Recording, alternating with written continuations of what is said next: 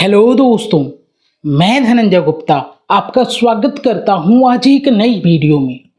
आज के इस वीडियो में क्लास 12 केमिस्ट्री के विलेन चैप्टर से हम एक न्यूमेरिकल क्वेश्चन को डिस्कस करेंगे। आज के इस वीडियो में हम बात करेंगे एनसीईआरटी बुक के उदाहरण 1.8 को लेकर। तो चलिए बिना समय गंवाए क्वेश्चन को पढ़ते हैं, देखते हैं क्या दिया गया है और क्या पूछा गया है। बेंजीन का क्वथनांक 353.23 केल्विन है। 1.80 ग्राम अवाष्पशील विलेय को 90 ग्राम बेंजीन में घोलने पर विलयन का क्वथनांक बढ़कर 354.11 केल्विन हो जाता है। विलेय के मोलर द्रव्यमान की गणना कीजिए। बेंजीन के लिए Kb का मान 2.53 केल्विन किलोग्राम प्रति मोल है। तो यदि आप इस क्वेश्चन के कॉन्सेप्ट को समझ रहे हैं तो यहाँ पर बोला गया है कि हमारे पास बेंजीन है जिसको हमने विलायक के रूप में यूज किया है। बेंजीन की 90 ग्राम मात्रा को लिया है और इसमें हमने 1.80 ग्राम कोई अवाष्पशील विलेय पदार्थ घोलकर विलयन बनाया है। जब हम बेंजीन में विलेय नहीं घोले थे यानी कि शुद्ध बेंजीन था तो उसका क्वथनांक दिया गया है और विलयन बनने के बाद जो क्वथनांक हो गया ये भी दिया गया है। आप जानते हैं जब भी किसी द्रव पदार्थ में हम अवाष्पशील विलेय घोलते हैं तो क्वथनांक में वृद्धि होती है या क्वथनांक में उन्नयन होता है। तो ये बढ़ा हुआ क्वथनांक भी यहाँ पर दिया गया है। Kb का मान भी दिया गया है और हमसे पूछा गया है कि जिस विलेय पदार्थ को हमने बेंजीन में घोला है उसका मोलर द्रव्यमान क्या होगा। तो ये पूरा क्वेश्चन आधारित है क्वथनांक के उन्नयन पर।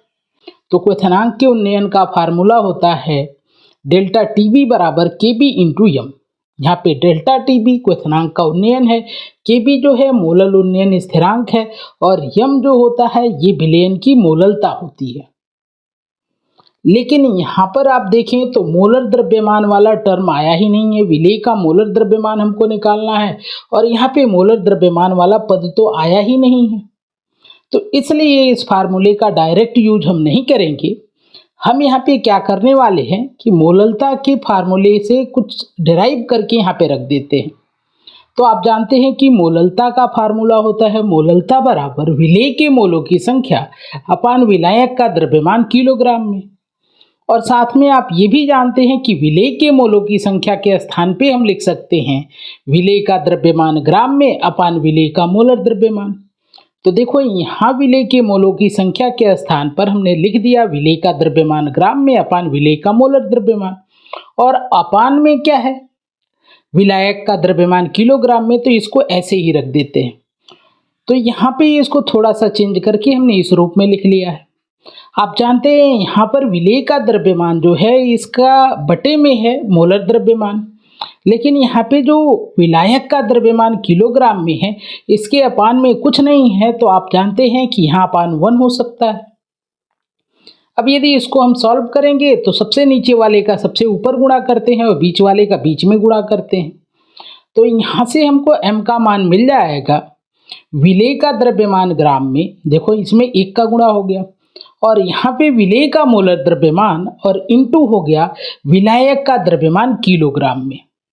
तो इस प्रकार हमने मोललता का एक समीकरण निकाला है और यहाँ पर इस फार्मूले में m के स्थान पे यानी मोललता के स्थान पे इसके मान को रख देते हैं। तो हमको फार्मूला मिल जाएगा delta TB equal to Kb into विलेय का द्रव्यमान ग्राम में अपान विलेय का मोलर द्रव्यमान इंटू विलायक का द्रव्यमान किलोग्राम में।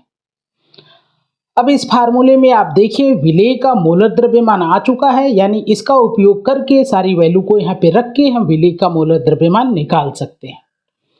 तो थोड़ा सा यहाँ पे क्रॉस मल्टीप्लाई करके यदि हम लिखें तो हम लिख सकते हैं विलेय का मोलर द्रव्यमान बराबर Kb, देखो ये Kb इंटू W सलूट यानी कि विलेय का द्रव्यमान ग्राम में अपान ये जो डेल्टा टीबी था क्रॉस मल्टीप्लाई हो गया है तो नीचे आ गया है और इस मोलर द्रव्यमान को हमने यहाँ पर कर दिया है तो नीचे मिल गया डेल्टा टीबी इंटू विलायक का द्रव्यमान किलोग्राम में। अब इस फार्मूले का यूज करते हैं और क्वेश्चन से जितनी भी वैल्यू दी गई है यहाँ पर रख लेते हैं। जैसे देखो यहाँ पर Kb का मान दिया गया है 0.53 केल्विन किलोग्राम प्रति मोल। तो यहाँ पे केबी का मान रख सकते हैं। विलेय का द्रव्यमान दिया गया है, तो विलेय का द्रव्यमान यहाँ पे हमें मान दिया गया है, इसको यहाँ पे रख सकते हैं। यहाँ पे डेल्टा टीबी का मान नहीं दिया गया है। आप देखो यहाँ पे शुद्ध बेंजीन का क्वथनांक दिया गया है और यहाँ पर विलयन का क्वथनांक दिया गया है, लेकिन क्वथनांक का उन्नयन नहीं दिया गया है। तो इन दोनों के आधार पे हम क्वथनांक का उन्नयन निकाल सकते हैं। हम फार्मूला यूज कर लेंगे, delta TB equal to TB minus TB not. यहाँ पे टीएस मैंने लिख दिया है तो भी कोई दिक्कत नहीं है। टीएस में विलयन का क्वथनांक, आप यहाँ पे टीबी भी लिख सकते हैं।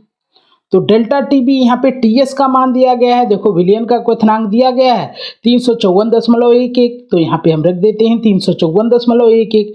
और डेल्टा टीबी नॉट यानी कि शुद्ध विलायक या शुद्ध बेंजीन का क्वथनांक जो है ये यहाँ पर दिया गया है, तो यहाँ पे हमने रख दिया 353.23 और इसको सॉल्व किया तो हमको मिल गया 0.88 केल्विन। ये हो गया डेल्टा टीबी का मान।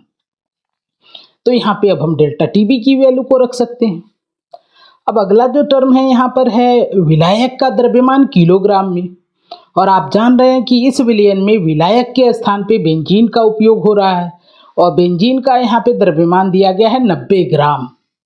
तो इस 90 ग्राम को किलोग्राम में बदलना होगा क्योंकि यहाँ पे किलोग्राम में रखना है। तो आप जानते हैं कि यदि विलायक का द्रव्यमान 90 ग्राम दिया है और इसको किलोग्राम में बदलना हो तो इसको 1000 से भाग करेंगे और 1000 से भाग करने के बाद आपको प्राप्त हो जाएगा 0.09 किलोग्राम। अब सारी वैल्यू आपने फाइंड कर ली है तो यहाँ पे रख सकते हैं। तो हम लिख देंगे कि विलेय का मोलर द्रव्यमान बराबर केबी का मान रख दिए इंटू डब्ल्यू सल्यूट यानी कि विलेय का द्रव्यमान रख दिए ग्राम में। यहाँ पे देखो डेल्टा टीबी का मान रख दिए और साथ में विलायक का द्रव्यमान किलोग्राम में रख दिए। अब यहाँ पे जो यूनिट है इसको कैंसिल कर सकते हैं। जैसे देखो यहाँ पे केल्विन, नीचे भी केल्विन, तो केल्विन केल्विन से कैंसिल हो जाएगा। यहाँ पे किलोग्राम, नीचे भी किलोग्राम है तो किलोग्राम किलोग्राम से कैंसिल हो जाएगा।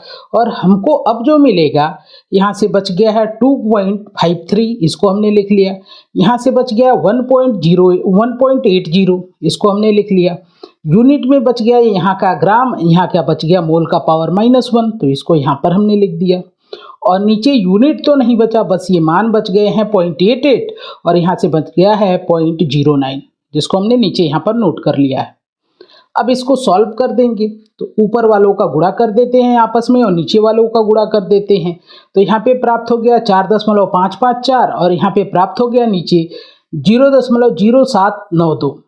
जब इसको आप भाग करेंगे तो आपको मिल जाएगा 57.5 और यूनिट यहाँ पे क्या बचा हुआ है ग्राम प्रति मोल। तो इस तरह से 57.5 ग्राम प्रति मोल प्राप्त हो गया आपको विलेय का मोलर द्रव्यमान, जो कि आपसे क्वेश्चन में पूछा गया है। अब यदि आप चाहें तो इसको राउंड ऑफ कर सकते हैं। राउंड ऑफ करते समय यदि हम 5 को हटाना चाहें तो 5 को हटाने से पहले इसके जस्ट पहले वाले अंक को देखते हैं। यदि ये विषम संख्या है तो इसमें 1 जोड़ देते हैं।